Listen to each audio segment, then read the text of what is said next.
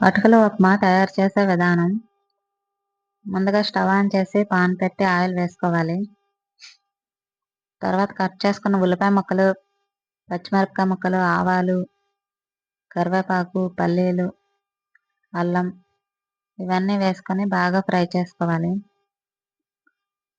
ఇలా బాగా ఫ్రై చేసుకున్న తర్వాత అటుకులను తీసుకొని అందులో వాటర్ను యాడ్ చేసుకోవాలి. అటుకులను బాగా చేత్తో గట్టిగా ప్రెస్ చేసి వేసుకోవాలి.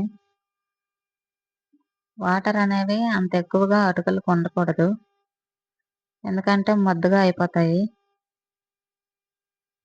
ఇలా వేసిన తర్వాత బాగా కలుపుతూ ఉండాలి. కొంచెం పసుపు అయితే వేసుకొని బాగా కలపాలి. సాల్ట్ కూడా వేసుకొని కలపాలి. లాస్ట్లో కొంచెం నిమ్మరసం కూడా వేసుకోవాలి.